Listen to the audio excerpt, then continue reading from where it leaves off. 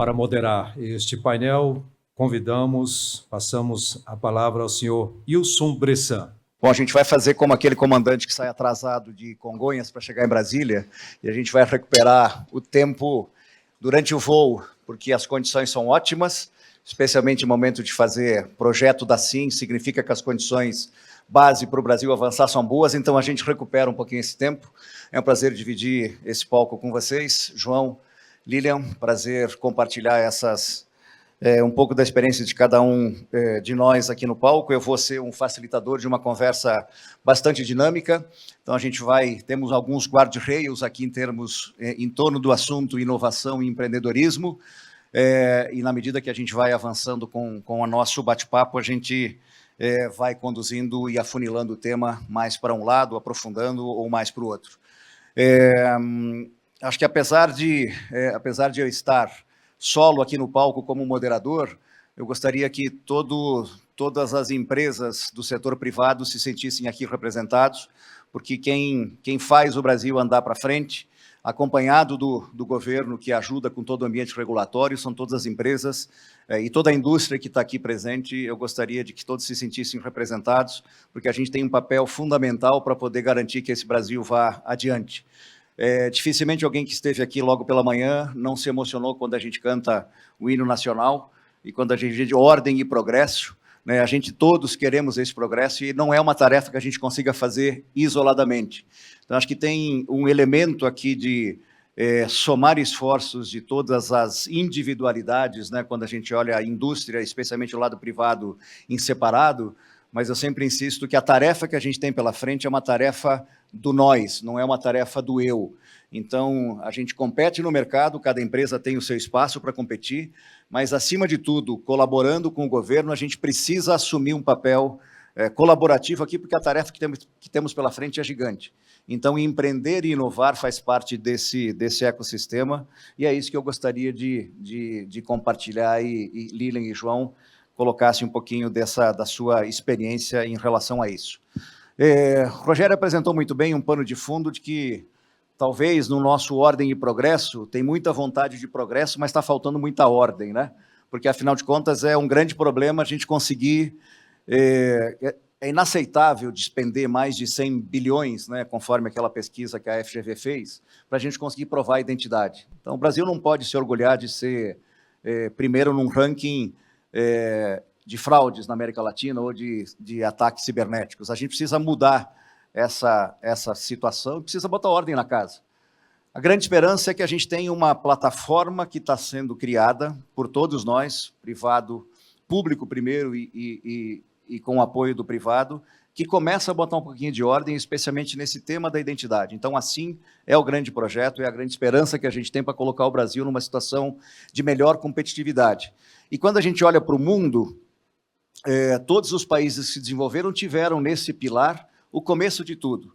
Então, eu queria ouvir Lilian, ouvir João, como é que vocês entendem o momento do Brasil, o contexto de inovar, o contexto de empreender, e como é que o privado pode colaborar com o público no sentido de construir um Brasil que faz a gente se emocionar ao cantar o hino. Bom dia a todos vocês. Obrigado, Wilson, aí, pela oportunidade de estar aqui com essa plateia bonita aqui. Eu acho que não existe inovação sem o setor privado. Mas também não existe incentivo sem o setor público.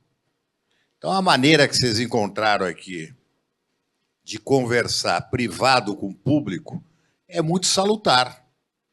Não existe um país com mau governo se você tem uma sociedade organizada civil. Uma sociedade civil organizada, não existe governo ruim. Então, tarefa lá que eu me encontro na esfera é colocar bastante o privado com o público. É trazer as demandas para Brasília para que a gente possa sempre encontrar uma solução. Porque Brasília realmente é carregado por inúmeras e inúmeras demandas. Então, se você vem com o setor privado com uma solução boa de cooperação, é melhor do que você simplesmente apontar o erro. A grande falha do setor privado é sempre apontar o erro e nunca apontar a solução.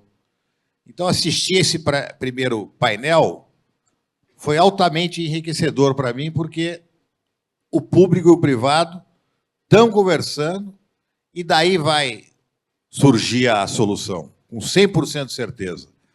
O Brasil, quando segue os exemplos dos países que sentam na mesa e conversam, vai em frente. Eu vou passar a palavra para a Lili e depois a gente vai continuando com esse bate-papo. Obrigado, João. Vai lá, Lilian. Bom, eu vou usar esse primeiro momento para agradecer mesmo a oportunidade de estar aqui e debater um pouquinho. Eu acho que esse que é um tema aí fundamental para o crescimento, tanto do Brasil enquanto nação, quanto das empresas privadas e do setor de regulação aí que vem do governo. Eu acho que o exercício, né, do trabalho que a gente faz, aí eu estou me juntando aqui ao João, a gente tem, debaixo aí da nossa gestão, veículos de comunicação, tem algumas peculiaridades, né? A gente enxerga, por óbvio, o governo como um poder regulador, mas a gente, por ser veículo de comunicação, também se coloca no papel de regulador do Estado, né? Então, é muito curioso, porque eu acho que, mais do que outros setores que, às vezes, não têm esse paralelismo, né? No nosso caso, o governo tem as diretrizes que nos regulamentam, mas nós também, por um dever de ofício, estamos nesse encalço também, observando e regulando, a partir do exercício da nossa profissão, a atuação do governo, que eu acho bastante interessante. Eu até tenho uma curiosidade, Lilian, acredito que seja de toda a plateia também. O Metrópole é um grande exemplo de empreender, também um grande exemplo de inovar. Vocês construíram algo fenomenal num tempo difícil, né, para estabelecer um veículo de mídia diferenciado, que, na minha opinião, é um grande exemplo de inovação e de empreendedorismo. Conta para a gente o que vocês têm de segredo de sucesso lá, além do capital humano, o que você poderia compartilhar conosco desse case de sucesso de vocês? Você sabe que eu mesma me pergunto muitas vezes como é que a gente chegou até aqui. Mas, contando um pouquinho da história, talvez a gente chegue junto a algumas conclusões. Bom, o Metrópolis ele surge como um veículo de comunicação na capital federal, né, no Distrito Federal, num primeiro momento para poder fazer a cobertura local. Embora o Distrito Federal seja a capital da República, a gente enxergava que o primeiro passo era dominar ali geograficamente o Distrito Federal. Então, em outras palavras, fazer uma cobertura de cidades, fazer uma cobertura local. Rapidamente, a gente venceu essa etapa, porque a cobertura do Distrito Federal requer uma equipe que não é uma equipe grande, tudo, né, geograficamente é mais fácil de organizar. Vencida essa primeira etapa, a gente passa para um desafio maior, que aí sim é cobrir o Distrito Federal como capital da República, como capital do poder. O fato de a gente ter equipe que fica a 5 minutos de qualquer um dos ambientes dos 3 poderes facilitou bastante esse processo. Então, a gente dá um passo além, começa a fazer uma cobertura nacional. Lógico que a natureza do veículo digital, 100% digital, porque a gente nunca imprimiu uma folha, facilitou. A gente não enxergava barreiras, né? Assim, todo o nosso conteúdo é um conteúdo digital e totalmente aberto, ele é 100%, não tem paywall, é 100% de graça. Então, isso ajudou também no espalhamento desse nosso conteúdo. E aí, talvez, isso que eu vou dizer agora tenha sido o nosso diferencial. A gente sempre enxergou as redes sociais como aliadas. Eu sei que existe uma discussão, inclusive polêmica, do papel das redes sociais, do tamanho da participação das redes sociais e do bolo mesmo de recursos, de financiamento que vem das Big Techs e que vai para as Big Techs e que vem delas também. Mas, independentemente dessa discussão e dessa polêmica, a gente sempre enxergou que as redes sociais catapultariam a nossa presença.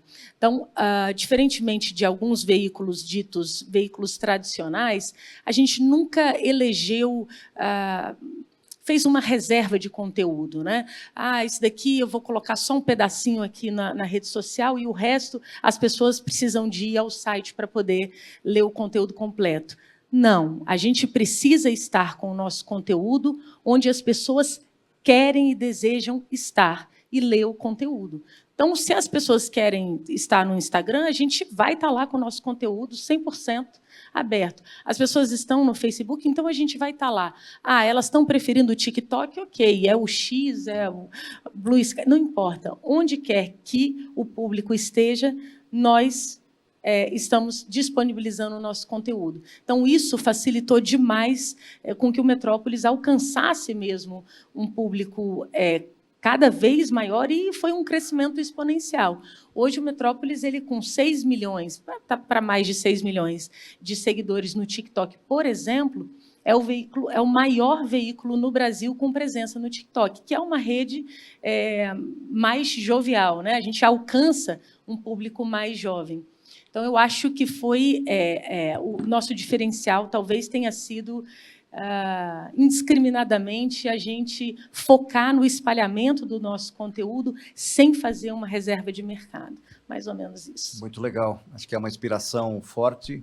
Significa que você ocupou um espaço, né? Linkando com o que o João disse, normalmente, às vezes, o setor privado reclama que não tem as condições ideais para poder criar o seu negócio. Mas quem quer empreender, quem quer inovar, não depende de condições ideais. Vai desenvolvendo a sua tese, vai testando, e vocês são uma prova desse sucesso. Pronto, você tocou num ponto-chave. Essas são as condições ideais? Não são. Eu não sou monetizada pelo meu conteúdo, que é todo ele autoral, exclusivo, muitas vezes. Eu não tenho monetização do Instagram, não tenho a monetização da maior parte das redes sociais. Isso ainda é um desafio muito grande. Mas, na minha cabeça, a entrega dessas redes é uma entrega em termos de marca. Elas possibilitam que a minha marca alcance mais pessoas. Daí, a partir desse ativo, eu busco levantar faturamento em outras frentes. Mas, de fato, não são as condições ideais. Idealmente, eu adoraria que todas elas monetizassem pelo conteúdo que a gente disponibiliza. Sem dúvida. João, você que tem uma visão, um ângulo muito privilegiado como chairman da Esfera Brasil, principalmente, você enxerga exatamente o comportamento, o mindset do público e do privado, né? Como é que você demonstraria para a gente, pela tua experiência, o que é o mindset de empreender pelo lado do privado? O que tem que estar presente no mindset, na cabeça do empreendedor, do empresário, e o que tem que estar presente como papel do setor público? Como é que você junta esses temas aqui no contexto que a gente vive hoje? Empreender no Brasil não é fácil, né? Você tem aí escrituração contábil, é um grande desafio. Você tem que ter advogado, tributarista para te emitir uma legal opinion. Aí ele fala, olha, esse tributo você paga assim, assim, assado. Aí a Receita Federal vem, com todo aqui a colaboração da Receita que está aqui, multa a empresa com 150% de multa. 150% de multa, ela coloca que você é um fraudador. Então, empreender no Brasil é difícil, porque mesmo um Bradesco da vida, uma Vale do Rio Doce da vida, levam os 150% de multa. Então, você tem uma carga de emprego grande, onde o funcionário seu ganha metade do que você paga para ele, porque a outra metade praticamente é de impostos. Então, você tem aí um governo que acaba consumindo uma grande reserva do salário do funcionário, sem o funcionário ter o direito de buscar esse provento depois, porque o FGTS é corrigido por poupança. Então, existe na mão de obra uma lesão do governo em relação a esse salário. O empresário paga tributo, o empresário faz a captação do CAPEX, ou seja, pega dinheiro emprestado com juros altíssimos, nós estamos falando de um juros real de 6,5% real. Né? Isso se ele pegar o dinheiro em CDI. Como ele pega em CDI mais 6%, ele paga 12% de juros. 12% de juros fora a correção do IPCA. Isso aí, não sei nem se o cartel de Medellín conseguiria sobreviver aqui no Brasil com essa taxa de juros. Além disso, do empresário correr risco, ter essas falhas de escrituração contábil, paga os tributos em dia, ele tem a regulação do governo. Hoje, nesse sistema capitalista, o que aconteceu com os governos? Os governos enxugaram muito de tamanho, porque a abundância de dinheiro é estratosférica. Só no Covid, eles emitiram 4 trilhões de dólares de papel. Então, o governo ficou muito pequenininho perante a iniciativa privada. Antigamente, vamos voltar no Lula 1, aqui em 2002, o Estado devia ter 35% da força econômica. Hoje, se o Estado tiver 1%, 1,5% é muito. Então, o Estado diminuiu demais. Mas o Estado precisa regular o setor privado. Cada um do seu papel. O Congresso Nacional no papel dele, o Executivo no papel dele, o Judiciário no papel dele e as agências regulatórias, né, que nós temos 14, que regula praticamente 70% da economia, cumpre seu papel. Então, o mindset do empresário é difícil, é árduo, muitas vezes ele se vê injustiçado em medidas do governo, seja o governo, o Congresso, o Executivo ou o Judiciário. E o mindset do Executivo precisa realmente ser fomentado não só pelo establishment, entre aspas, empresário, como pela sociedade civil. Então, o ganha-ganha é estabelecer a conversa. Se você estabelece o diálogo, você vai encontrar uma saída. A pluralidade de ideias de um diálogo é que a gente acaba se esgotando, igual a inteligência artificial. Né? A inteligência artificial, eu fui visitar um warehouse, um armazém, é totalmente diferente do data center, né? Porque a inteligência artificial tem que ser assim, o comprimento dele tem que ser gigante. Então, vai pegando o dado, vai estressando,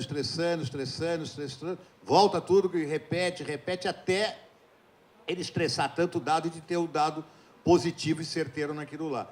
É isso o papel da sociedade brasileira, dialogar com o governo respeitosamente, incansavelmente, para achar um denominador comum, e quem ganha com isso é o Brasil. Quem vai crescer é o PIB, quem vai se enriquecer é a população brasileira, quem vai ser protagonismo é o nosso país.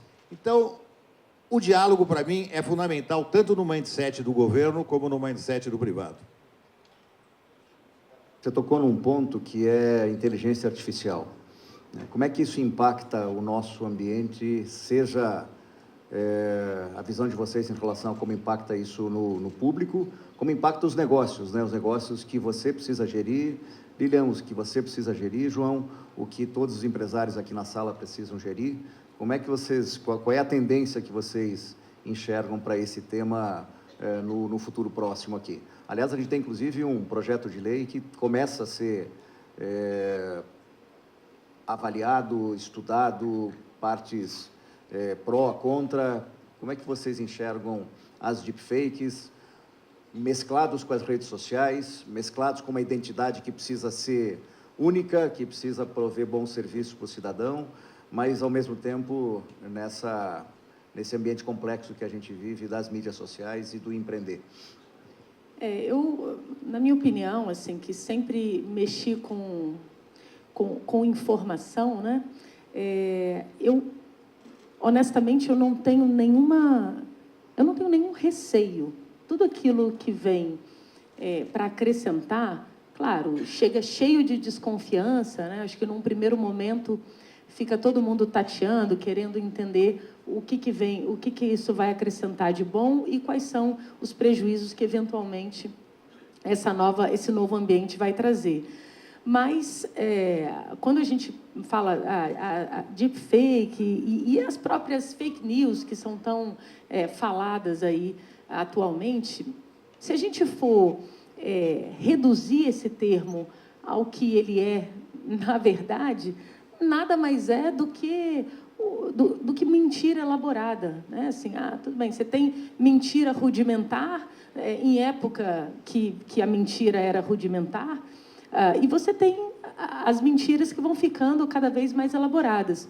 Mas eu acho que a nossa capacidade de desfazer essas mentiras, sejam elas rudimentares ou elaboradas, elas também estão cada vez mais paramentadas, né? Hoje a gente tem ferramentas que nos permitem, muito rapidamente, desfazer, checar, né? Então, assim, existe uma preocupação muito grande é claro que a gente precisa se preocupar com isso e precisa regulamentar, mas eu não vejo isso como um bicho de 7 cabeças. Olha, as pessoas vão ficar totalmente desassistidas e vulneráveis nesse ambiente de deepfake, de fake news. Bom, a gente tem as ferramentas. Hoje, com a mesma velocidade com que você prega uma mentira nas redes sociais, nesse ambiente digital, você também desfaz essa mentira. E é muito rápido. Todos nós temos acesso quase que imediatamente às mentiras e aos desmentidos também. Então, nesse aspecto, eu sou muito otimista com relação a essas novas tecnologias, novas ferramentas e as novas possibilidades de comunicação. Na minha visão, a gente tem que observar como tudo que nos chega como inovação é tentar extrair mesmo. É claro que, num primeiro momento, é aquela agitação, mas chega aquele ponto que a gente faz a informação decantar e a gente pega o extrato do que é bom e dispensa o que é ruim. A gente tem capacidade de lidar para poder separar o que é ruim e evitar, né, na minha opinião. Legal. João. Bom, vamos lá. Eu estou com 63 anos, a transformação foi gigante, né? Porque eu, quando estava no primário, eu ia na casa do amigo, não podia usar o telefone, porque minha mãe não deixava, porque eu estava esperando uma ligação, eu tinha que ir na casa do amigo. Se a campanha estava quebrada, eu tinha que bater palma. Saía a mãe do meu amigo, não adianta, aqui ele está estudando, você volta mais tarde. Então, de repente, eu estou nesse mundo aqui, né? Que passa pelo celular de carro, que você tinha que ter uma repetidora na Avenida Paulista. O que eu vejo muito é assim, das últimas inovações digitais, que o mundo mais acompanhou foram o famoso Bitcoin, né? Das moedas digitais e etc. Depois, nós fomos para a inteligência das coisas, IoT. Aí nós fomos para aquele famoso metaverso. Porra, mas você não sabe o que é metaverso? O mundo é metaverso, esquece, o capacete, o óculos. E você fala, porra, como eu sou trouxa, eu não comprei Bitcoin. Esse negócio do IoT vai ser difícil andar muito rápido, como o mundo quer, porque a gente não tem microprocessador suficiente produzindo. O metaverso virou um fracasso. E o que ficou? Ficou a inteligência artificial. Isso aí nasceu da noite para o dia e não adianta você falar qualquer coisa porque ela cresce exponencialmente. Qual que é a função que eu vejo aqui no jogo do Brasil, né?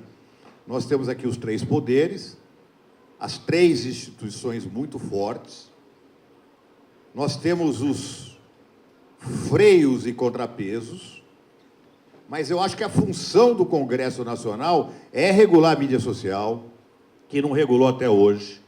A função do Congresso Nacional é criar mecanismos para a gente poder segurar a inteligência artificial, não para asfixiá-la, mas para a gente ter um modelo. Se o Congresso não decide, o Judiciário se vê no direito de querer arbitrar. O Executivo não pode legislar.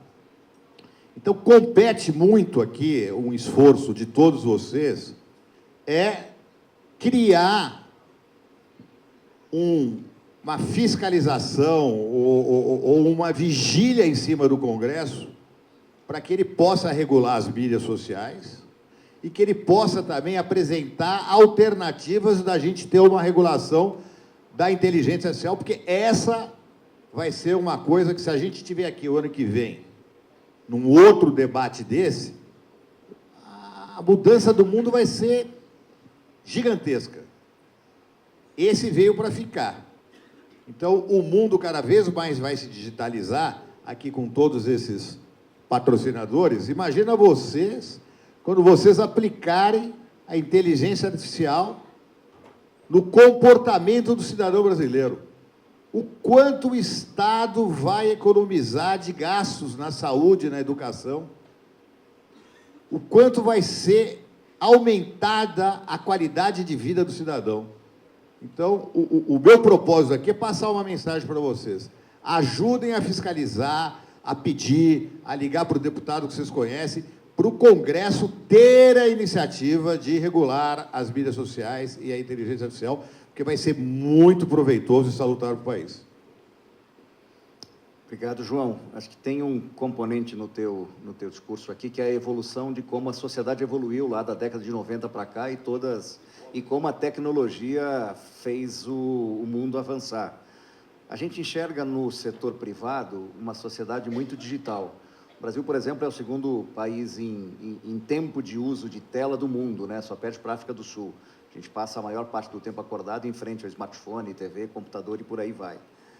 O tema está em que conteúdo a gente consome, né? Porque se a gente consome só o streaming, né, de entretenimento, a gente também não cria massa crítica para poder contribuir mais com o país como cidadãos. O privado, de modo geral, quando a gente vê o setor bancário, e aí o Banco Central é um exemplo com a criação do PIX, mas muito antes disso, a digitalização chegou muito cedo na vida de todos nós, né? Seja no mobile banking, seja no delivery, seja na mobilidade, e por aí vai. E eu queria fazer um contraponto, porque essa modernidade, ou esses avanços que a gente teve no privado, onde a nossa vida, de fato, é na tela do celular, ela ainda não aconteceu nos serviços públicos. Ela começa a acontecer agora, então tem uma onda de e-government, de jornadas e serviços que o Estado pode prestar de uma maneira mais eficiente, com dois objetivos: economizar dinheiro, na medida que você tem um processo mais claro de identificar para quem você tem que entregar um benefício e que você usa dados e evidências para construir uma política pública, mas o Estado vai conseguir fazer uso do seu recurso. É aquele tema da palestra de abertura do governador Fonteles, lá do Piauí, que dizia que, por um lado, a Constituição traz muitas obrigações, né, para o gestor público, né, para o Estado, por outro lado, você não tem recurso suficiente garantido para poder prestar esses serviços. E aí a transformação digital nos serviços de governo é o jeito de eficientizar o governo, né, no sentido de ter menos fraude, de ter um serviço público com melhor qualidade prestado, e para o cidadão consumir um serviço de melhor qualidade. Então, a gente está começando a ver no Brasil, junto com a identidade, essa jornada de transformação digital dos governos, especialmente nas esferas do Estado e do município, que é onde a vida do cidadão acontece. As coisas principais estão na camada do município e do Estado. Como é que vocês enxergam essa transformação? Qual é o ponto de vista de vocês sobre o que está acontecendo agora nesta frente no Brasil? Eu acho que existe, né, num primeiro ciclo, uma desconfiança natural. Eu sempre vou fazer o paralelo aqui com o meu negócio, né? Há 9 anos, quando a gente lançou o Metrópolis, por incrível que pareça, não tem uma década, esse ambiente da produção de conteúdo no digital era de grande desconfiança. As pessoas não levavam a sério. Mas espera aí, essa notícia saiu só na internet? era a pergunta que se fazia. Não, mas peraí, nenhum jornal deu, não saiu ainda na televisão. Então, eu vejo assim, como em uma década, em menos de uma década, essa consciência das pessoas mudou totalmente. Hoje, todo mundo corre, ninguém espera mais o jornal nacional, né, o jornal televisivo, para poder confirmar se uma informação, se um fato aconteceu ou não aconteceu. Elas, imediatamente, elas abrem o celular e buscam ali as suas fontes de preferência. Então, eu acho que existe ali, claro, o privado, pela natureza, né, por sua natureza mesmo, intrínseca à sua atividade, em geral, sai na frente. Depois, o poder público, como você bem colocou, né, está nesse processo de digitalizar. Então, num primeiro momento, eu ainda acho que tem uma desconfiança. Você tem muitos clientes, muita gente. Eu vejo dentro de casa, assim, como o meu pai é resistente à digitalização, né? Ele quer sempre se apegar ali. Poxa, não, mas eu tenho muito medo desse negócio do Pix, porque de uma hora para outra, de repente, eles levam. Não, pai, não é assim. Não é assim que funciona e tudo, mas eu acho que é um processo. A gente é um processo de amadurecimento. E vejo que em poucos anos a gente vai ter feito essa transição 100%. Assim como hoje se tornou absolutamente natural o consumo de informação, você colocou uma situação, assim, eu acho que a questão da profundidade e da qualidade da informação, por exemplo, para citar mais uma vez o nosso negócio, não está na plataforma que aquilo ali está, onde está sendo publicado. A plataforma é um veículo, como outro qualquer, como o jornal foi durante um bom período da nossa existência, o meio principal de informação, a televisão, que ganhou grande protagonismo, o rádio. Hoje, as redes sociais, as mídias digitais se tornaram esse canal.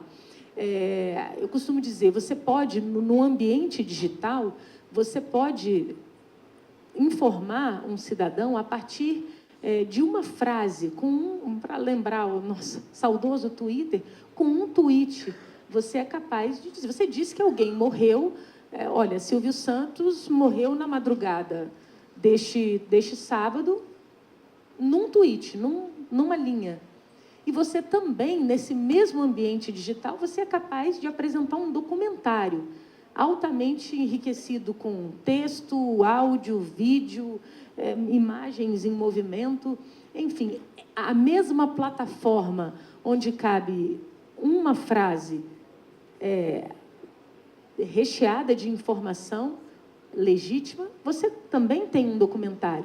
Mas, nesse mesmo ambiente, você pode conversar bobagem e aquilo ali, como você colocou, não servir de nada. Então, assim, eu vejo que é muito mais o que nós vamos fazer, né? Nós que estamos operando essas plataformas, como é que a gente vai trabalhar o conteúdo, do que essa é uma plataforma confiável ou não confiável, né? Está aí o desafio do governo. A tecnologia está posta, a gente tem as ferramentas e a gente precisa criar as conexões para tornar esse ambiente cada vez mais confiável para a população, né? Vou pegar nesse tema que é confiança, que no fundo é como as relações se constroem, né? Seja de uma pessoa para outra pessoa, dois amigos, famílias, mas também entre empresas para empresas, do cidadão para o governo. Lembro de uma fala rápida da secretária Lilian, do Ministério da Justiça, no painel anterior, que ela nos convidava a confie em seus dados ao governo federal. Nós estamos fazendo todo o possível para poder manter esses dados seguros, protegidos, então não se preocupe. Talvez hoje, acho que esse é um ideal, talvez hoje a gente não tenha esse nível de confiança, porque ainda temos muitos passos a dar para, de fato, mostrar que esse dado está seguro, porque, no fim do dia, a gente está falando da nossa identidade, do dado que cada um de nós é dono desse dado, né? E que a gente deveria ter plataformas, ou ter modelos, ou ter a transparência de como esse dado é utilizado, e a gente ainda hoje não tem essa transparência da maneira como ele é utilizado, apesar dos consentimentos dados, né? Com certeza, quando a gente chega num hotel ou entrega nosso documento para qualquer outro prédio que a gente vai entrar, sabe-se lá o que será feito com esse dado. Então, a gente tem bastante ainda a avançar nesse caminho, e me parece que o tema de avançar na prestação de serviço mais digital do governo passa por essa criação de confiança, né? Que, no fundo, é o que a gente precisa fazer. Eu vou só fazer um adendo aqui, citando um caso que a gente recentemente tem feito uma extensa cobertura, que é a máfia, né? A gente chamou de máfia do INSS, mas que é exatamente isso que você está colocando. Assim, é uma questão de confiança. A partir de uma brecha, infelizmente, uma brecha do governo, uma máfia conseguiu se instalar a ponto de enganar uma série de pessoas idosas, né? Isso é muito triste, porque você chega numa fase da sua vida que você precisa de proteção, mais do que nunca você precisa de confiar, né? Você viveu uma vida inteira ali cuidando e, de repente, você precisa dos cuidados, você está num momento vulnerável, e a gente descobriu centenas de casos de idosos que estão sendo enganados, estão tendo ali uma parte, né, dos seus proventos tirados a partir de uma brecha. São R$40 de cada uma dessas pessoas, mas isso sistematicamente, né, um desvio milionário, fazendo de bobo um monte de idoso. Então, a gente tem feito uma cobertura ostensiva, inclusive, a partir dela, o superintendente do INSS acabou sendo afastado, e mostra essa questão de que, poxa, o cidadão, o governo precisa se fazer confiável, porque chega numa fase da vida em que você está absolutamente vulnerável, e se você não tiver o pilar da confiança, não sobrou nada, né? Parece que esse pilar está sendo construído, visto que a gente ouviu no painel anterior pelo Rogério Mascarenhas ou pelo Eduardo Lacerda, que, na medida que a gente tem mais capacidade de fazer o check da identidade, na unificação via SIM, a gente vai conseguir evitar que essas fraudes aconteçam. João, qual o teu ponto de vista sobre governo digital e como é que você enxerga as próximas tendências aqui dessa relação do Estado entregando o serviço para o cidadão? Bom, eu acho que não existe um mundo ideal, né? A gente corre atrás do mundo ideal, mas ele não existe. Então, esse setor aí que a gente está digitalizando, essa nova digitalização, a gente está acabando com o que o Brasil tinha de mais arcaico, que é o sistema cartorial, né? O Brasil, qualquer coisa você tinha que ir para o cartório. Talvez vocês sejam novos e já não pegaram essa época, mas era um sistema cartorial burro. Era um sistema cartorial, assim, não tenho nem qualidade para falar.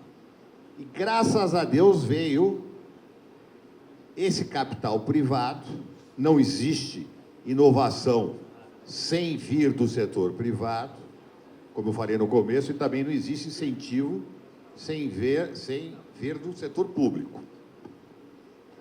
O que eu acredito muito é que as empresas desse ramo de digitalização, de certificação, de integração, elas têm que realmente mostrar esse lado competitivo que as prefeituras possam vir a ter, que os estados possam vir a ter e que a União possa vir a ter.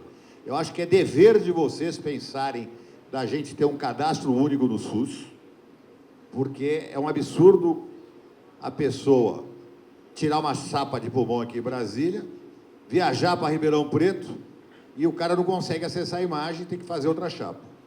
Então, isso aí é uma função que cabe a vocês do setor privado. Eu tenho certeza que, na hora que vocês apresentarem, e o governo federal desse atual governo, é um governo que gosta de ouvir, é um governo que gosta de dar qualidade de vida melhor à população brasileira, é um governo que está se empenhando em fazer digitalização.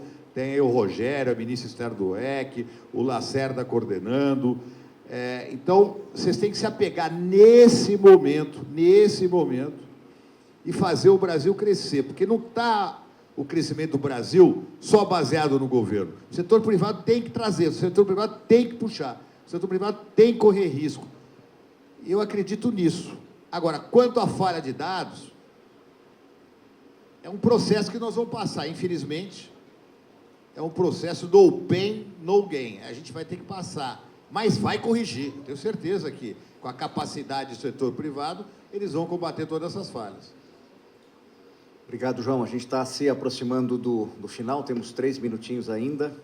Queria ouvir de vocês, pela experiência, o que vocês enxergam de tendência, né, que acontece no mundo e que pode ser aplicado no Brasil, nos negócios que vocês tocam, no ambiente digital e de empreendedorismo no Brasil. O que está os grandes temas do globo e como é que a gente aplica no nosso local aqui?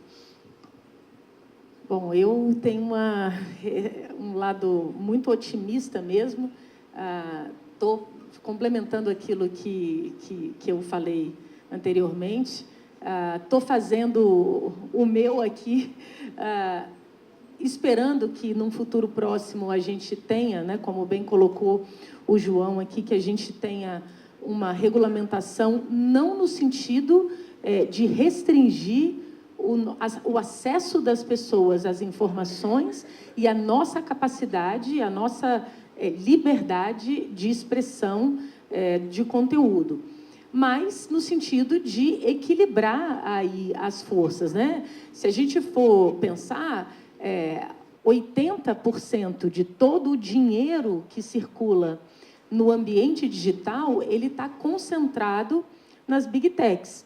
Então, por mais que a gente tenha a fome, a vontade de crescer, a gente fica com um pedaço. O bolo está enorme, ele está robusto e fermentado, bombadão.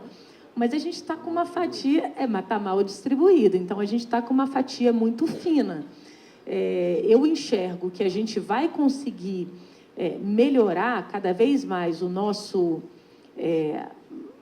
serviço mesmo para a população. Eu enxergo muito o produtor de conteúdo como alguém que presta um serviço social a partir do momento que a gente tiver também acesso a uma fatia maior. Então, do alto do meu otimismo, eu acho que, a partir de uma regulamentação, da discussão de alguns parâmetros, a gente vai conseguir equilibrar melhor essas contas, né? É o que eu espero num futuro próximo e desejo. Você, João, o que Bom, vê? o dia a dia nosso, né? Vamos dizer, o nosso arroz e feijão é segurança pública, melhorar, educação, saúde, etc. Mas vamos pensar grande.